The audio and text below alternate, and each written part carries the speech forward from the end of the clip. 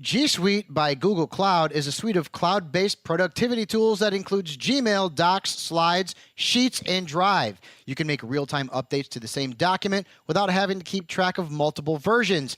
And since all the tools are cloud-based, your whole team can access the same document and work on the same page at the same time. Make it with G Suite by Google Cloud. To find out more, visit gsuite.com.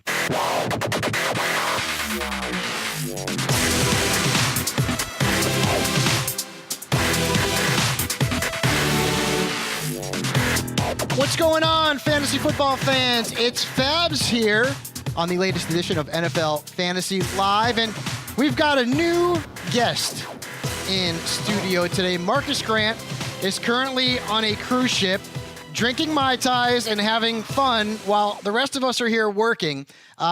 Maurice Jones-Drew, yes, one of the great fantasy running backs of our generation, will join us today. Thanks for coming in, my man.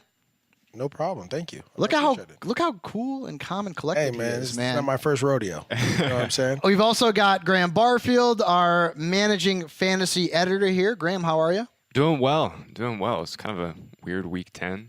Yeah, it was. It went sideways in a bunch of ways. It did. I mean, we had a ton of big favorites, and obviously Philly failed last night against your Cowboys. And whoa, that was a good one. Yeah, I wasn't expecting that one. I was not expecting. We were talking that in between the show, and I was bashing the Cowboys and saying they had no chance. And dude, was I wrong? I was bashing the Cowboys. Maybe that's what I need to do. Check. That's what we call it. Checking. Yeah, that's what I need to do. And then, of course, behind the glass, Edward Murphy. How are you, Murph? I'm great. We have my buddy, special guest, Maurice Jones-Drew here. New York Football Giants tonight. What could be better than that? I don't know. It's going to be a tough one. Cross country against those Niners. Yeah, and at this point, you guys should just be, tanking it. Oh, full tank mode. For a draft pick. Take after the Knicks, full tank mode. I'm all for that. How does that help the Knicks out? We're going to get Zion Williamson, just like the Giants will get whoever the top player in this draft is. It's going to be great. All right. You guys done talking basketball? Yeah, a little bit. All right, let's start off with the fantasy headlines.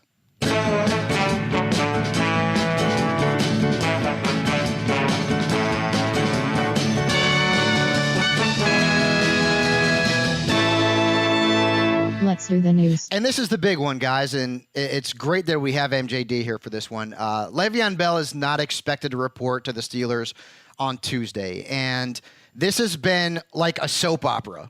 For the entire season, is he coming back? Is he not coming back? Is he going to report? Is he going to play this season?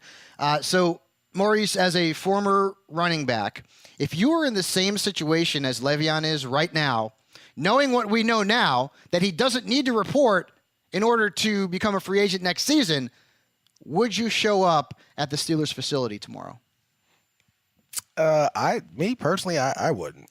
There's no reason for me to show up. I mean, in this game, this is a very dangerous game that we're playing. It's not a contact game, it's a collision game. And we've seen so many injuries from guys who've shown up and played. We've seen so many injuries from young guys, old guys, all over the place. If I'm Le'Veon and I understand my value and understand what my resume is, which is my body, I'm going to make sure that it's completely healthy for the team that's going to invest in me. Mm-hmm. And so obviously Pittsburgh isn't that team, and we knew that. You knew that back in June when they didn't get a deal done. It's time now to move forward and look forward to your next team. Graham, is it safe to say that Le'Veon Bell, and this is so odd to say this, might be the most dropped player in fantasy football tomorrow? Not only that, I mean, is he the worst top 2 pick ever? No. I mean, Not at all. for fantasy purposes. I mean, we didn't even get any production out of him. I think you got to remember David Johnson last year got hurt week 1, right? He got hurt, though. That's the thing, is Lev Bell didn't even show up. I mean, obviously, I agree with you. He's protecting himself. He's protecting his future earnings. But, I mean, man, it's really tough to not even get anything out of him. Well, it was crazy. Remember when we were doing the draft, and everyone was like, should I take him? I took him. I just sat back and watched. That's kind of what I'm getting. That's kind of what I'm getting at. That's the decision we had to make. Is Gurley or Bell this year, and plenty of people went Bell. Yeah, a lot of people did. You have to understudy the facts, man. Understand, and I think when you play this game, you can't just worry about when you're drafting. You just can't just focus on okay, what did he do last year? You have to look at going forward. Is this guy going to be a tremendous player going forward? The guys who I think. One of the things Le'Veon Bell, by not showing up, has shown is, Antonio Brown's value has dropped a ton. He hasn't had the same consistency as he's had in the past, and that sucks, right? Even though they had the big game this past Thursday, they haven't been the best. That Big Ben, Antonio Brown hasn't been the best. They've kind of figured it out and trying to work through some things, but a lot of stuff has happened in this situation. I think David Johnson, he's playing and he's still producing a little bit. I mean, the last couple of weeks he produced more, but I don't know if I would say the worst ever. Yeah. Would you say the worst ever? It's just, I mean, I can't. Well, you got nothing. I can't imagine. You got nothing. There's this situation. I can't imagine. And if another situation like this. If you didn't get James Conner, yeah. Sorry about your luck. That's crazy for you not to get James Conner, though. I was lucky enough to get Conner in a trade with Akbar before we knew, because we didn't know. We were all sort of under the impression that he needed to play this season in order to accrue enough time to become a free agent next season. Now, and you guys have the same agent, so I don't know if the agent didn't know or if he held on to the information. Everybody, to make it clear, everyone understood that first of all, this is the first time anyone has been in this situation, I want to say, since 97, 98, which is crazy. But, there was a inkling that this may happen, but no one really knew because no one's ever been through it. So understanding it and really, like I said on Dave Damashek's football program, it's like you got to make sure that you're giving your client, obviously Le'Veon, the best advice possible. And so this is, at the end of the day, this is Le'Veon's decision. And I think for me personally, which a lot of people probably wouldn't agree with because he's leaving a lot of money on the table, but, you have to know your worth. And in that situation, I think we all know fantasy-wise how much Le'Veon's worth. And I think in real football, we understand how much Le'Veon's worth. So if that's on you, if you didn't take James Conner, though, I mean, that you always take the handcuff to a top pick. Always. Like if I have Todd Gurley, I'm going to make sure that I grab Malcolm Brown. And just in case something happens, you always have to have insurance. Yeah, the situation here is going to come to a close one way or another tomorrow, and all expectations right now are that Bell won't show up and we won't see Le'Veon Bell in a Steelers jersey ever again. Another huge news bit that just broke, and we kind of saw this. You were at the game yesterday. Cooper Kupp out for the season, torn ACL. Yeah, that's hard to see, man. I mean, he is a very important piece to this offense. The third receiver gets a ton of passes, done a ton of things. It was weird to see it, though. It was just like you didn't even see his knee buckle. It's just like he was running, he stopped, and he fell. That's always the scariest. And so, those are the ones. Right, those are the ones. So, again, a guy that did so much for this team, and he was like another quarterback in the huddle.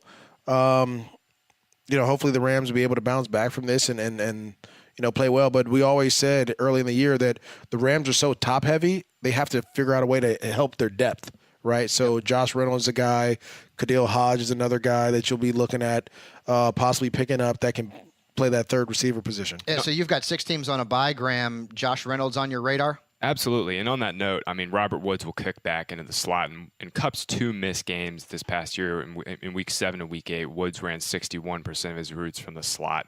Josh Reynolds will stick on the outside. I'm just expecting more targets and touches for Cooks, Woods, and Gurley. I think Reynolds will get a few looks here and there. He'll be a fine receiver 4 play. But other than that, they'll just feed their big 3. And we've seen the Rams tight ends factor into the red zone opportunities as well. They're not getting a ton of targets, but they did each score a touchdown yesterday. They're slowly getting better. Early in the year, obviously, following them and understanding kind of their team and what's going on, they were looking to possibly trade for another tight end. They were trying to find a guy to fit that void, but Higbee and Everett have stepped up huge, and they've been big-time players. They both are mismatches on the field, and they find ways to get open. And I think you'll see them grow as the season goes on. So make sure if you have some tight end issues and they're playing a defense that gives up a lot against the tight ends are starting to show up now. It was good to see yesterday, too. The Higbee touchdown was actually a scheme play. Higbee came in to block, and then he leaked out on that backside and was wide open. It was a great scheme play for McVay because he never, ever schemes plays ever to his tight end. They stole that from the Saints. The Saints ran that against them. From one wide receiver who's going to be out for the year to another one who is looking like he could be out until December, in A.J. Green. First game without A.J., Andy Dalton did not look good. Graham and I talked about this last week. When A.J. Green's not on the field, Andy Dalton is a below-average quarterback from a fantasy perspective. We saw John Ross get into the end zone. He wasn't targeted a lot. What are your expectations for this Bengals offense moving forward? And it looks like A.J. Green could miss at least a couple of more games. Yeah, it's tough because they played a team that's on fire right now. Saints, who it seems like they're okay in a shootout every week. Mm-hmm. They're confident. They're confident that they're in their ability that they can make that happen. And that's not what the Bengals are. Even though they have the firepower and the guys that go out and score from everywhere on the field, they can't do it. For some reason, they don't have the general to push the ball down the field. So with that being said, I think you're going to lean a lot on Joe Mixon. You're going to lean a lot on Tyler Boyd, trying to get him in the slot. And Ross is going to have to do something. You're going to have to find a way to get open, running go routes, scheme them up, make plays. Because your defense really, you guys are that team is in shambles right now. Right now, the reports are saying that A.J. Green is going to be out until December, and the Bengals play the Baltimore Ravens and the Cleveland Browns in their next 2 games. Both of those teams are bottom 5 in quarterback rating allowed. We saw the Bengals just completely implode yesterday against the Saints. You can't trust. Dalton's going to get dropped in a lot of leagues, and people started him, streamed him because of the matchup. I think we were against that move because of A.J. Green's absence. And finally, moving on from Andy Dalton and the Bengals to another AFC North team and Joe Flacco, dealing with an injured hip right now. If Lamar Jackson ends up being the quarterback, and guys, I've been saying this for as long as I've been doing fantasy football analysis, when a quarterback can run with the football, he has added value in fantasy leagues. Lamar Jackson, guys, should he be picked up in all leagues? I think so. I think if Joe Flacco is out, you have weapons around him. You have a running game that you can use. Your running game, I would go pick up some of those running backs. I'd try to go trade for Alex Collins because anytime you have a running quarterback, what it does to a defense, it creates an extra gap because now he could take the ball and sprint out. You saw Rashad Penny against the Rams. Everyone was looking at Russell Wilson running, and Penny was able to, get some big gains there. It's going to help their running game out. It's going to help their play action pass out. And really, Lamar Jackson's speed and athletic ability is second to none in this league. So you're thinking of, a guy that can run like Mike Vick type, right? What RG3 did his rookie year. Those type of things is what you'll see, I think, with Lamar Jackson. Baltimore's going to have to change their offense. Right now, they're the most pass-heavy team when the scoreboard is neutral. They're passing at 66% of the time when the score is within 8 points. That's going to have to change with Lamar Jackson under center. They're going to go a lot more run-heavy. I'm with you on Alex Collins. And from your experience, like when you had a running quarterback, what were you looking for, and how did that change what you were viewing in terms of your blocking scheme, in terms of the lanes that you were looking for? How did that change things for you? For me, a lot of the times, I had one quarterback that was David Garrard, and he ran it every now and then. I mean, he was athletic enough to do it more, but we just didn't do it. You try to wind things back because as he does the play fake or in Lamar Jackson, the read option, you're leaving a defender unblocked. So you just want to kind of get through the hole and get back outside. You'll be able to kind of attack the defense in different ways where your tackle is not blocking the end man on the line of scrimmage, or you may leave a linebacker. You may get creative in that way. But it just opens up it opens up extra lanes for the running back to see. So what I used to do in the league, and I think, a lot of people don't do it as much. I used to always go back to the double team.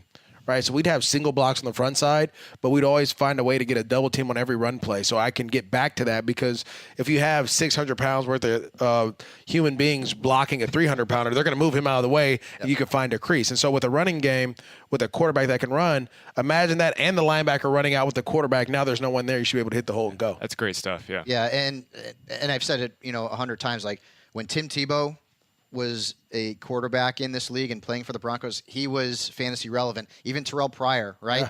This guy is so much more dynamic than any of those two quarterbacks that I just mentioned, that I'm not saying he could be a league winner because quarterback is ridiculously deep right now, but this is a guy that can really help you. I mean, especially if you're in a 2QB league or a Superflex league, this guy needs to be owned in all fantasy leagues. Lamar Jackson will be a popular ad off the waiver wire. And that's pretty much everything you need to know.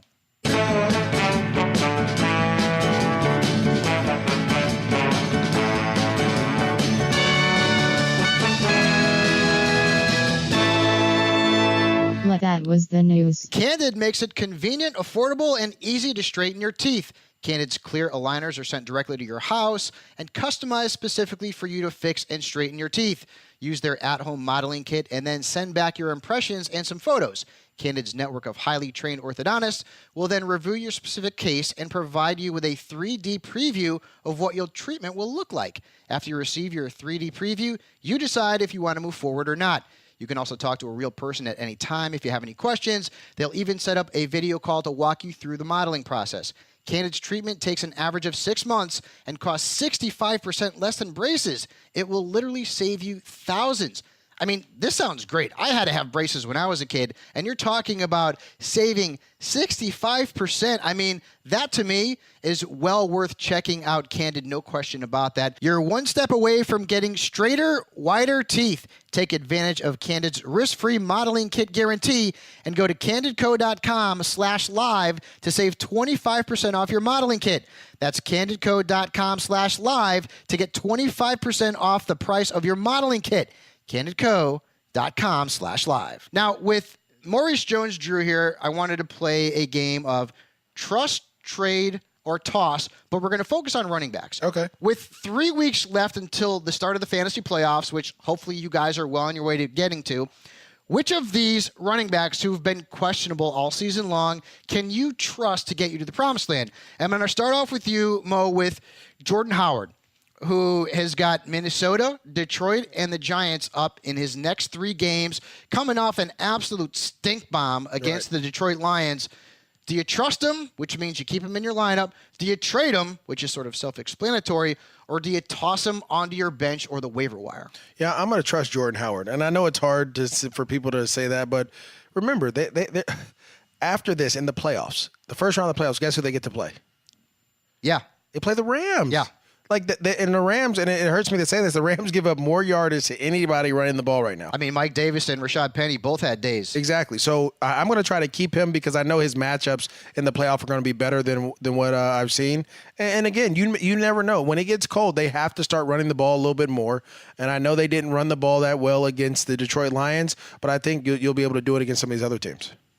Yeah, Howard is kind of just what he is at this point. He's just a low-end RB2, and you kind of have to hope he scores at this point. I mean, he's just not seeing the passing usage. That's all Tariq Cohen at this point. He's playing 50% of team snaps each and every week. He just kind of is what he is at this point. It's kind of a low upside, but, I mean, decent floor RB2. So you're kind of trusted him, but kind of not. Yeah, it's one of those things. I mean, these running backs that don't see targets, they're going to have weeks like this where they just have 11 carries for 20 yards. If they don't get into the box, then that's. And the problem right now is that after this stinker, it's going to be hard to trade him. If you want to trade him, you're going to have to sell someone else on his schedule moving forward. Let's go to LaShawn McCoy, who finally had a LaShawn McCoy day, and it took Matt Barkley to spark the Bills' offense. Graham, let me say that again. It took Matt Barkley. You went to SC? To spark this offense. No, because I don't believe what I'm saying. I mean, I get it. Nathan Peterman's not a good quarterback, but Matt Barkley. And the Jets just didn't show up. And they didn't. But on this one, you know what, Fabs? I'm gonna trade this one. Yeah. I've been a LaShawn McCoy fan for a long time. He just doesn't have enough around him. And if Matt Barkley is the savior, then so be it. He could save LaShawn McCoy on someone else's team. So if you're in any leagues I'm in, I'm trying to trade him. Come holler at the kid. Yeah, if you can get anything out of McCoy right now, I'd trade him too. Sell high. You won't get a better opportunity. In the 3 prior weeks, he had 24 carries for 24 yards. Exactly. And so that they've got a bye coming up. Then they've got the Jags, and then they're at Miami. Miami's defense is bad, but you also have to remember that Josh Allen's going to come back. And they're trying to develop him. This is Shady. So Shady's going to continue to see stacked fronts. So I would be trying to trade Shady McCoy. Let's move on to Dion Lewis, who did not perform as we all expected against his former team. Revenge game narrative did not work. He's got the Colts, the Jets, and then the Jaguars. I'm going to keep him. I'm going to trust him. I think what they want to do, they want to run the ball, and I get it. It's getting cold, but guess what? You got Indy in the dome. Okay, then you have the Jets at home. Then you go to Jacksonville at home. So you really, I think he can still play. They still try to design plays for him. And the way Derrick Henry's running, it's going to be harder for teams to kind of fit that quickness style that he has. I'm with MJD too. Over the last month, he's played over 70% of team snaps in 3 of 4 games. Last week, I know Derrick Henry got the 2 scores, but Dion Lewis actually had 6 red zone carries. Derrick Henry's 5, so just a little bit of bad variance there. Yeah, I'm trusting Lewis moving forward too. especially in PPR leagues. But yeah, Derrick Henry suddenly has become a thing. Oh, he will. He's Make sure getting you go into the get end him. zone. Make sure you go get him because he's going to be a thing here very soon. I've seen him dropped in some leagues too, so you may want to check your waiver wire if you're in a non-competitive league because he could be out there. Some frustration over fantasy owners not getting production from him. They could have put him on the wire. This one pains me because I've been telling people to trade this guy for weeks. Kenyon Drake, okay? And the matchup was there. It was there against Green Bay. And then guess what? Frank Gore continues to be the Miami running back of choice by Adam Gase. Trust him, trade him, or toss him? I'm gonna try to trade Kenyon Drake, but if I can, I'm gonna toss him. I'm over it. I think he's shown some explosiveness here and there, but there's no consistency. And in this league, especially in fantasy, it's about volume, volume touches, volume carries, volume targets. He's not getting any of those things. So I'm gonna go ahead and either put him on my bench or try to trade him, one of the two. It's been beyond time to toss Kenyon Drake. He has, he has 8 or fewer carries in 6 of 10 games this year. There's just not enough volume there. So, as a former player, MJD, if you've got a guy like Drake on your roster and the head coach is not getting him the football, this is a guy who was a league winner in the second half of 2017 in fantasy leagues. He was ridiculous. He was averaging 21 touches a game. He was balling. You bring in a guy who's 35 years old who, hey, Frank Gore is a great running back, but are you questioning what your head coach is doing when he's giving the ball to a less dynamic running back? Frank is better. Frank is a better running back. He's a more efficient running back, and I think that's the key. Sometimes we have dynamic guys, you get a lot of losses, and you've seen that. I watched it firsthand with Tavon Austin trying to make plays happen. It's just Frank is a downhill runner. He's going to get positive yards, and he's going to move the chains, and that's what they need to do for the Dolphins to win games and to get on track.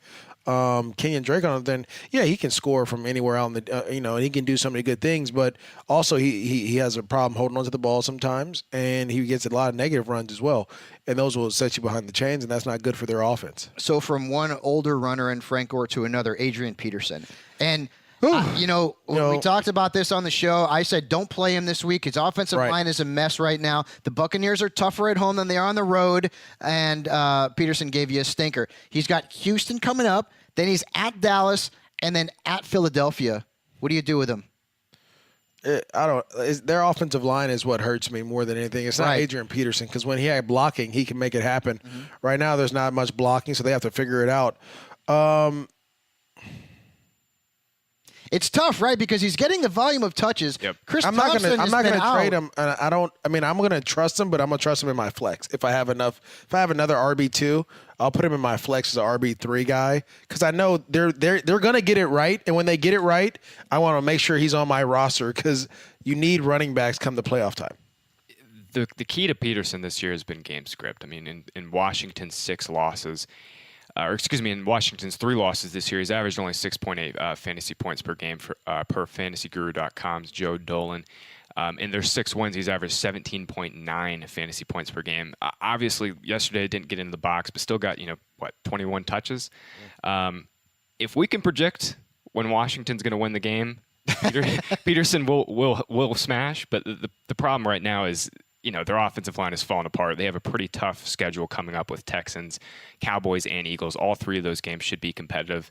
Going to be kind of a tough stretch here. And his last couple of games, he's averaging right around 3 yards a carry, which isn't very good. The Texans are allowing right around 3.5 yards per carry to running back. So, but again, we're in the middle of the second Bimageddon. This is going to be a difficult week for fantasy owners. So Peterson may have to be a plug and play. But, I agree with you, MJD and Graham.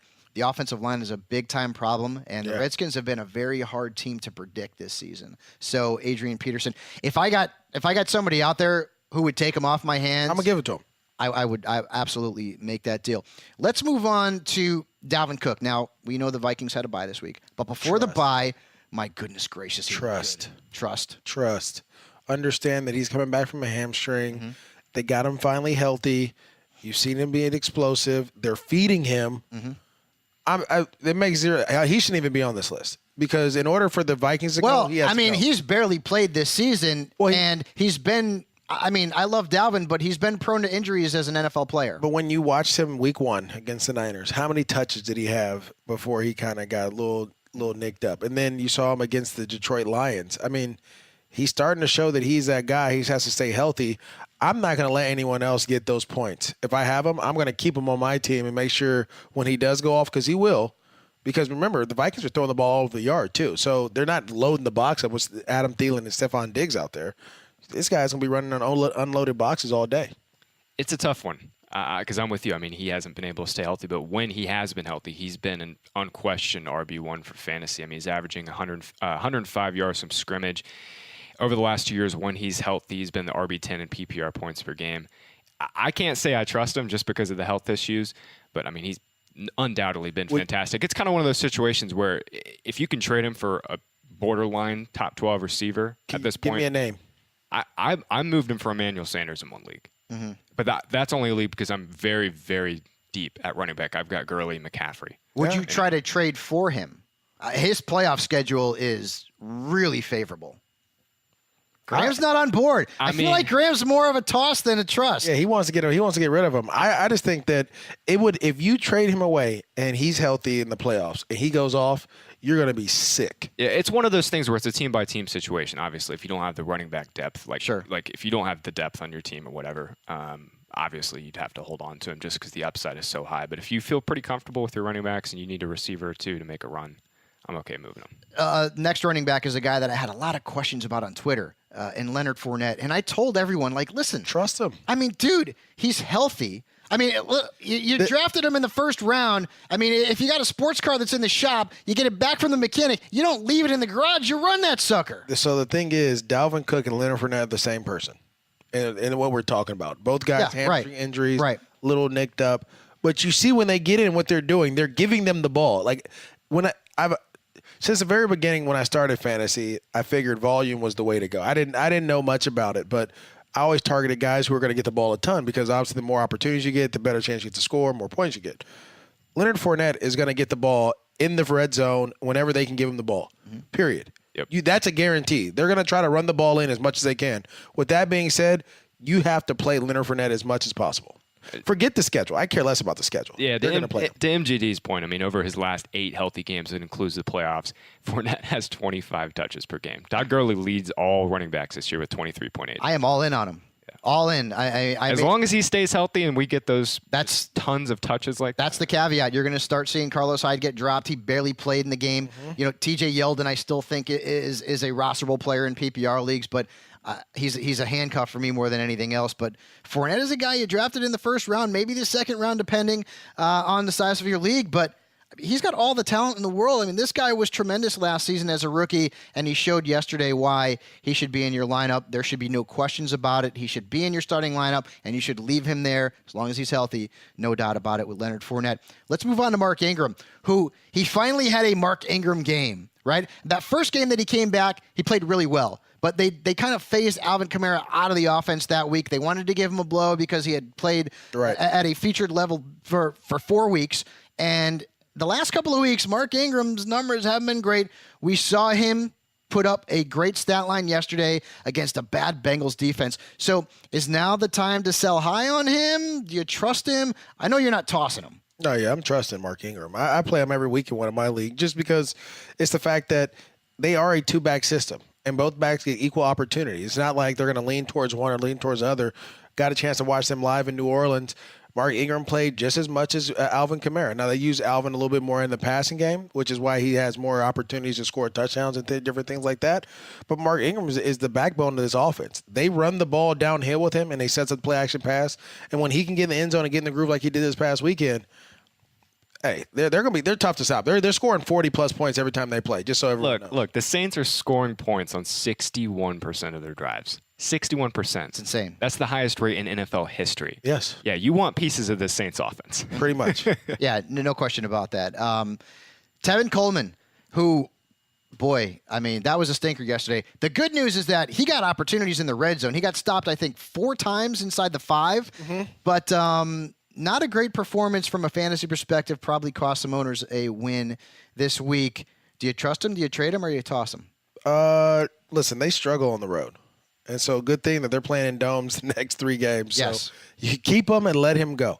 It wasn't just him that did. Julio Jones had a good game, but everyone struggled in that game. Austin Hooper had a good game as well. Mm-hmm. But it just seemed like they just weren't that high-flying offense that we're used to seeing, the one that can score whenever they want to. Calvin Ridley was struggling a little bit. He just wasn't – they just weren't together for some reason. With that being said, I'm going to make sure that I get a piece of this offense just like the Saints offense, because guess what? They'll be in the dome, and they'll be playing dome teams, and it's tough when you have this offense can score at will. Mm-hmm. Yeah, you just got to keep rolling with them. I mean, Devonta Freeman's out. We know Ito Smith is going to get his little bit of touches every game. But, yeah, Coleman's still their featured running back in this offense, and you just kind of have to live and die with the bad days. And credit goes to the Browns' defense. They did a fantastic job slowing down the Falcons' high-flying attack. They pressured Matt Ryan, did a bunch of great things in terms of disguising their coverage scheme. So kind of just have to live with the game. And Coleman still played 65% of the snaps. Ito Smith only 30. So that's positive. I'm rolling with Tevin Coleman. This one's interesting. Sony Michel, when he was active early in the season, was one of the better running backs in fantasy football. He was giving you double-digit points every single week. He was getting enough touches to produce. What we saw yesterday, and I get it, the entire Patriots team basically imploded offensively. The only guy who had a good game was Julian Edelman, and he got banged up. But do you trust Sony Michel for the stretch run? He's got a bye this week, then he's got the Jets and the Vikings. New England every year does this, right? They find a running back somewhere, somehow, at the end of the year, if it's James White, Rex Burkhead, whoever it may be, and they try to run him. Cordero Patterson is the guy that's been of late, but I think Sony Michel, for me, is a sneaky play. Now, you can trade him and you could probably talk someone into trading for him. Mm-hmm. For me, I have him in the league, and I literally have him sitting on my bench. I want to say I have Ingram. I have who else? Saquon. I have some guys. So he's sitting on my bench to be in my flex play because when it starts to get cold in New England, it's chilly, they're going to run this young man so much that his volume will come back. I think they just wanted to ease him back in and not rush him back off that knee injury. So and the game kind of got out of hand a little bit as well. I think he's going to be a valuable play for anyone who has him in the playoffs. Yeah, that was my thing, is the game got out of hand really quickly. We saw the Patriots kind of fail on offense yesterday for the second time this year.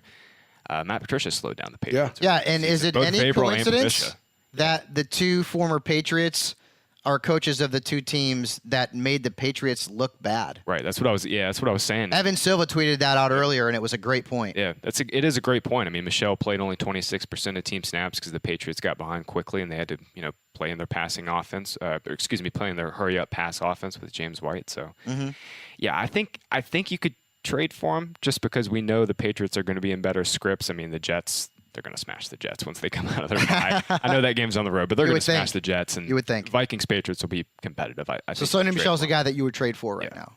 Yep. No question about it. No, I'm 100% on board with you.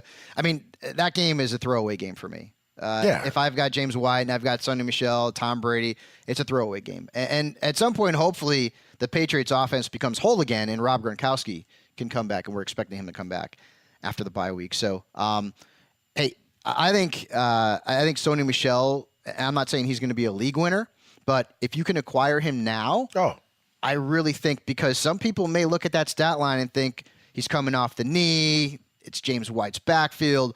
I think you can potentially get a pretty good deal for Sony Michel, and he can potentially help you get to your fantasy playoffs, no doubt about that. The 2019 Pro Bowl vote is here. Which NFL players do you want to see at the 2019 Pro Bowl in Orlando?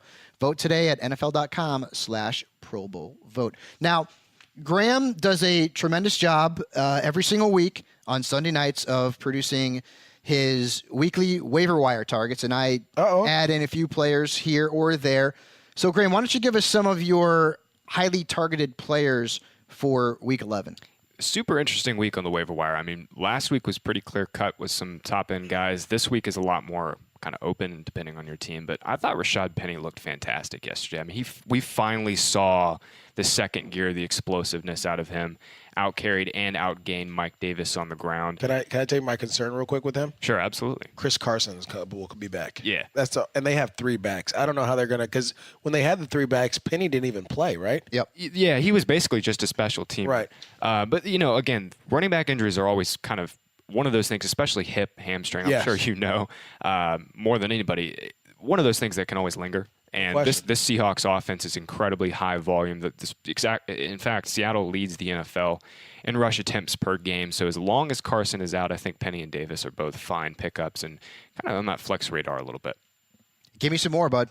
Yeah, keeping it moving. I kind of like Marcus Mariota moving forward. Oh, dude. I mean, this is 2 games, 20-plus points, and he's got the Colts this week. Exactly. We're finally seeing Mariota in this Titans offense take flight here. He's finished as a top 8 weekly quarterback in back-to-back games. Again, gets the Colts defense that was just destroyed by Blake Bortles for 320 yards and 2 scores. Mariota is actually averaging a career-high 28.5 rushing yards per game, too. So we're finally getting a little bit of upside with Mariota. Moving down the line just a little bit more, too. Really like John Ross. I know the Bengals, I mean, they basically they imploded yesterday. But Ross led the team in targets, turned in a usable 239-1 line. In 2016 at Washington, John Ross led all FBS receivers in red zone touchdowns, and his touchdown yesterday came in the red zone. So we're finally going to get to see at least John Ross get the opportunity as long as AJ Green's out of the lineup. So I've added a few names here too, and I want to discuss some of them. We already talked about Lamar Jackson. We already talked about Josh Reynolds. Theo Riddick is basically playing wide receiver for the Lions. He didn't get any carries yesterday, and so if you're in a PPR league, I mean, this is a guy that if you're not in a PPR league, what's going on? What time zone are you? This is what decade. Right, I get some. We won't tell Marcus Grant. I get pushback on that, but yeah, I mean, that's the only way to go. So Riddick is potentially out there. I mean, like Frank Gore's still out there in some leagues too. And they do have a bye week coming up. I get it. But he hasn't looked bad. Oh, he hasn't looked bad. And people are hesitant to add him because you've got Drake there. But hey, as they say in Seinfeld, right now we hate the Drake. He is not getting enough touches. And if you have the roster space, you need a running back, and you can wait a week because they have a bye, then Frank Gore should be on your radar. I think, Graham, you also had Kiki QT and Jeff Hireman on your roster list as well for players to pick up off the waiver wire. What do you guys think of Josh Adams? I was going to say that is a great pickup because those other 2 guys aren't running. They're not doing what they need to do. Josh Adams is going to end up being the guy, especially because he's a bigger back. They're playing outside. They want to run the ball. He breaks tackles. He runs downhill. He'll get more opportunities as they get going just because of what he did in college. Yep, leads the Eagles' backfield in yards after contact per attempt. He has that same kind of downhill running style that Jay Ajayi and LeGarrette Blount both had. Yep. Eagles just haven't been able to run the ball with any consistency. The thing with the Eagles last year that they did so well is they ran basically the same concepts, but they window dressed them so well. We haven't seen that with the Eagles this year. We haven't seen the dynamic rushing attack that we saw previously last year that led Carson Wentz and Nick Foles to succeed so much out of play action. I want to be in on Adams just because he's been fantastic in this limited small sample, but Doug Peterson continues to rotate these guys. It's just I still think Adams is the Eagles running back to own. Well, he is. And everyone owns Clement and Smallwood, and they should be dumped. It's just predicting these Eagles week in and week out right now has been difficult. It is. This is the issue. The Eagles felt like Jay Ajayi and LeGarrette Blount were just guys, and they weren't real good backs. And so now you're seeing what happens when you don't have guys who can run the ball and who are, reason they were drafted or reason they've been successful. You're going to have to lean on your big back because the other 2 guys are scat backs. They're guys that you put them out in the field, let them run, make guys miss. You need someone to run downhill. Jay Ajayi broke tackles. LeGarrette Blount broke tackles. Josh Adams is the guy that breaks tackles right now. What do you guys think of Anthony Miller in Chicago? I mean, Taylor Gabriel's basically been phased out of the offense. Allen Robinson had a huge game yesterday, helped that Darius Slay was inactive. You like Miller moving forward? I was thinking about this last night, too. I was going to put him on the list, but then I started looking at Chicago's targets. Now that Allen Robinson's back, I mean, they basically just spread the ball around between 4 guys, right? Like, they got A-Rob at the top. Tariq Cohen's always going to get a few passing looks off the screens and the design stuff that they do for him. Train Burton gets a ton of design looks. That's the guy. Gabriel's the shot play guy. Yep. Miller's kind of a little bit of everything. A-Rob's a little bit of everything. So they have like 5 players where they're going to evenly distribute these targets, and it's kind of just going to depend on the whim of the matchup on who to play. For me, there's too many mouths to feed in this offense. The guys that I want to get, Cohen, Howard, and Burton. Those guys are the ones that you can lean on. I have Allen Robinson. Didn't play him last week because I just didn't know how it was going to go. Obviously, I went wrong. But I guarantee if I put him in my lineup this week, he doesn't do what he did, right? Because it depends on the matchup. They get the Vikings this week, too. Exactly. So it just depends on the matchup. So for me, Burton is the guy that's always open and always they find a way to get him targets consistently. I also added Jalen Samuels on here. Now, expecting Bell to not report, which means Samuel looks like the number 2 back in Pittsburgh. At least we saw him play more than Stephen Ridley in the previous week when Connor suffered the mild concussion. He's supposed to be back, should be fine for Week 11. But you mentioned it earlier. Right? You want to handcuff your big-time backs. Is Jalen Samuel someone that you want to go out and pick up off the waiver wire if James Conner's on your team and you've been holding Le'Veon Bell this long? Probably not.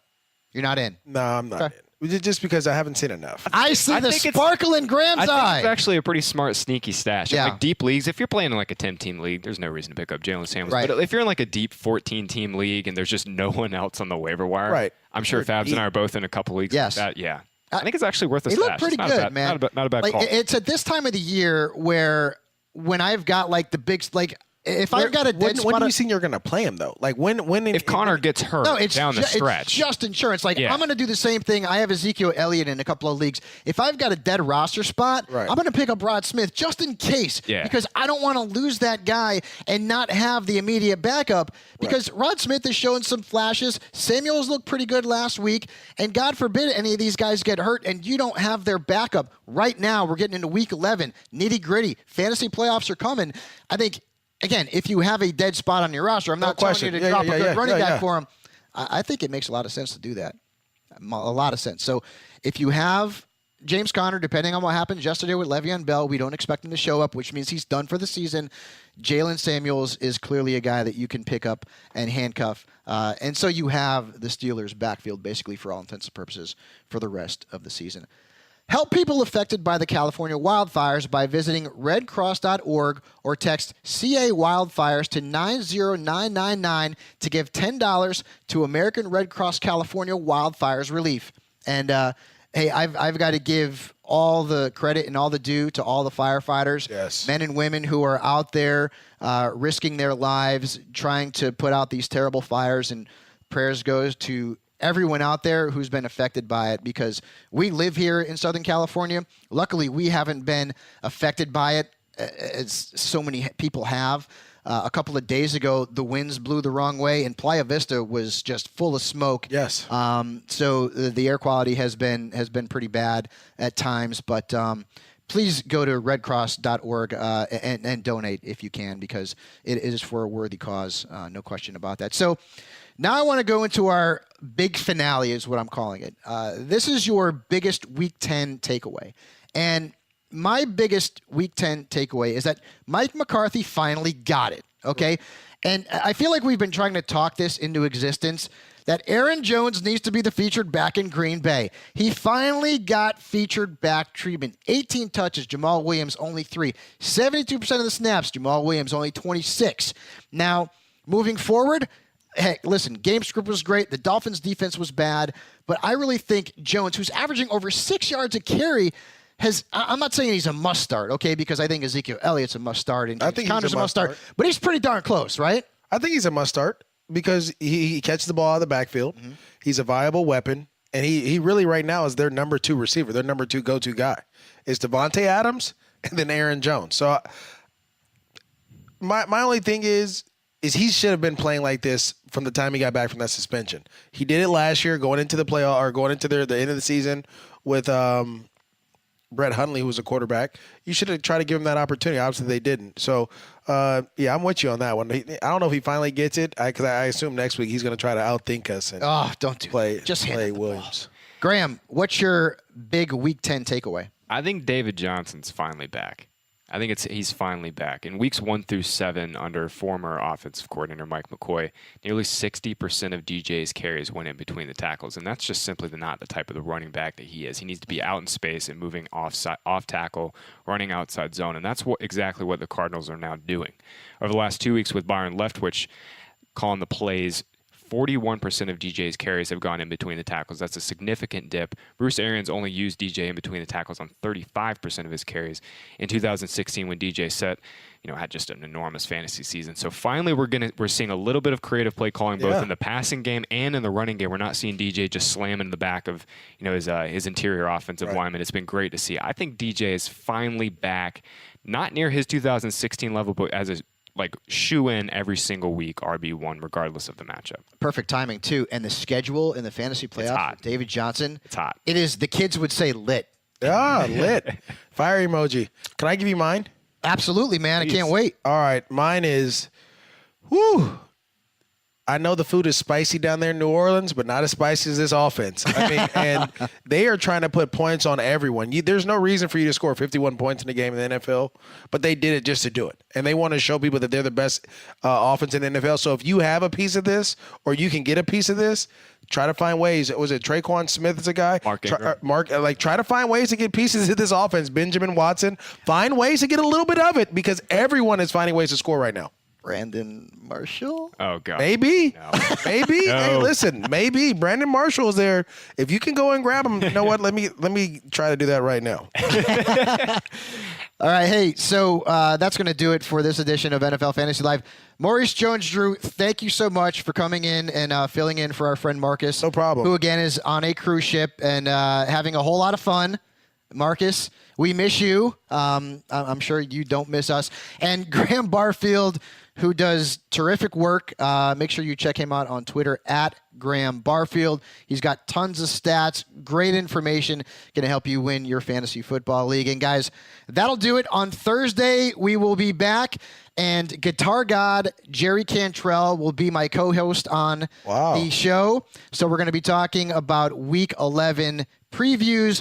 We're probably going to be talking a lot of rock and roll. We're going to talk about how the tour is going on, how the new album is doing, and I'm sure Jerry will have some interesting takes because Jerry Cantrell is not only a guitar god, but he is a fantasy football fanatic. We'll see you then, guys.